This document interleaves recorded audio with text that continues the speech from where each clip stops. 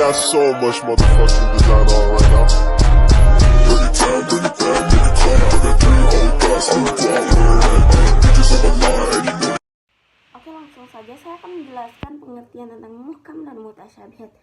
Muhkam itu sendiri berasal dari kata ihkam yang berarti kekukuhan, kesempurnaan, kesamaan, dan pencegahan.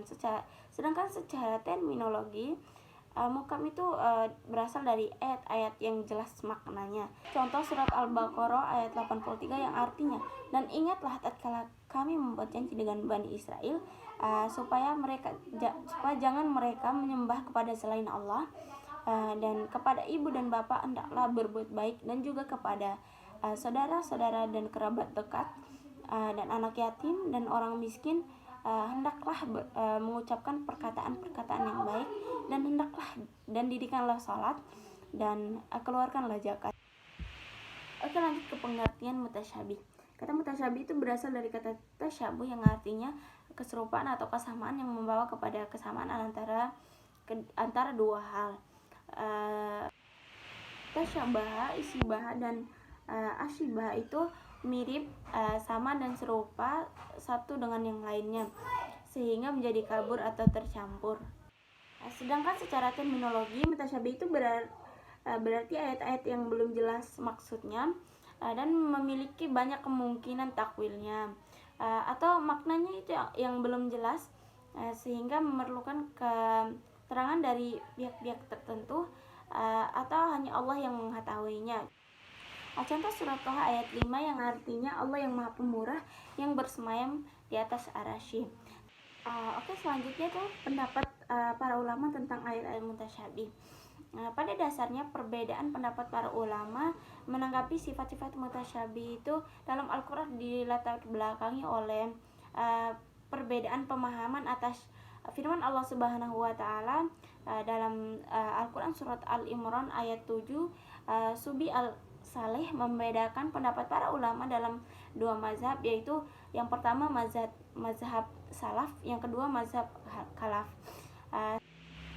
Yang pertama mazhab salaf, yaitu orang-orang yang mempercayai dan mengimani sifat-sifat mutasyabihat ini dan menyerahkan hakikatnya kepada Allah sendiri.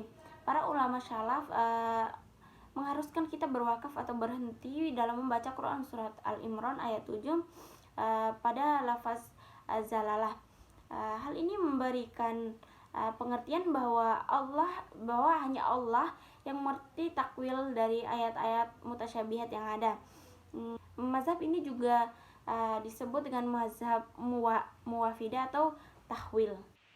Yang kedua itu mazhab khalaf, yaitu orang-orang yang mentakwilkan atau mempertangguhkan lafal yang mustahil zahirnya kepada makna yang layak dengan zat Allah, dan memahami Quran surat Al-Imran ayat 7. Mazhab ini mewakafkan bacaan mereka pada lafaz warasyikhuna fil ilmi. Hal ini memberikan pengertian bahwa yang mengetahui takwil dari ayat-ayat mutasyabih adalah Allah, dan orang-orang yang rasyik atau mendalam dalam ilmunya. Mazhab ini juga disebut dengan mazhab muawilah atau mazhab takwil. Berikut ini adalah beberapa contoh sifat-sifat mutasyabih yang menjadikan perbedaan pendapat antara mazhab salaf dan mazhab halaf. Yang pertama itu lafaz istawa. Menurut mazhab salaf, arti kata istiwa itu sudah jelas, yaitu bersemayam atau duduk di atas arsy atau tahta. Namun tata cara dan hafiatnya itu tidak kita ketahui, dan diharuskan bagi kita untuk menyerahkan sepenuhnya urusan mengetahui hakikat kata istiwa itu kepada Allah sendiri. Yang kedua, lafaz yadun. Pada Al-Quran surah Al-Fat ayat 10, Allah berfirman artinya bahwasannya orang-orang yang berjanji setia kepada kamu, sesungguhnya mereka berjanji setia kepada Allah, tangan Allah di atas tangan mereka. Pada di atas terdapat lafal yadun itu secara bahasa berarti tangan. Para ulama salaf mengartikan sebagaimana adanya dan menyerahkan hakikat maknanya kepada Allah. Sedangkan ulama halaf itu memaknai lafal yadun itu dengan kekuasaan, karena tidak mungkin Allah itu mempunyai tangan seperti halnya pada makhluk. Poin ketiga yaitu lafal ainun. Pada Al-Quran surah Taha ayat 39 Allah berfirman yang artinya dan supaya kamu di bawah pengawasanku. Lafal ainun dari segi laziyah mempunyai arti mata. Menurut mazhab halaf, lafal ainun dalam ayat di atas itu bermakna pengawasan Allah kepada Nabi Musa yang dihanyutkan di sungai Nil pada masa Raja Fir'aun. Poin selanjutnya yaitu macam-macam mutasyabih. Berkaitan tentang pengelompokan macam-macam mutasyabih, ini ada beberapa pendapat para ulama di dalamnya, seperti pada ke-8 Hijriah Imam Asy-Syatibi menuliskan bahwasannya al-mutasyabih itu ada 3, yaitu yang pertama al-mutasyabih hakiki adalah bagian dari Al-Quran yang mana kita tidak dapat memahami maknanya. Bahkan seorang mujtahid pun saat menelitinya itu tidak bisa mendapatkan makna yang muhkam.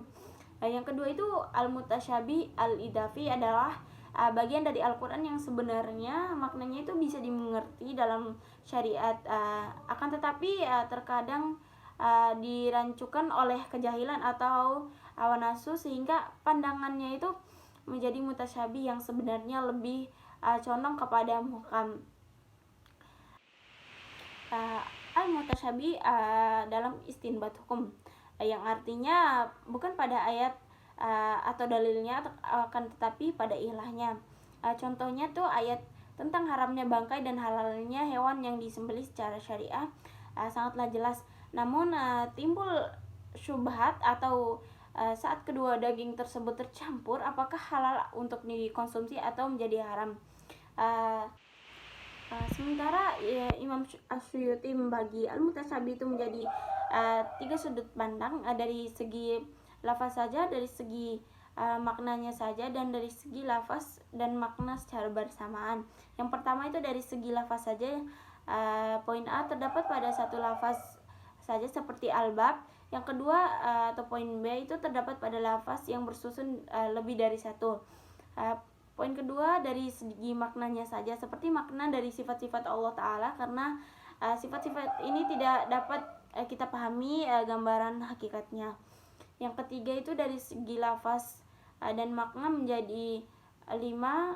Yang pertama itu 5 macam al-mutasyabih. Yang pertama itu dari segi populasinya, yang kedua dari segi tata caranya, yang ketiga dari segi waktunya, yang keempat dari segi tempat turunnya ayat tersebut.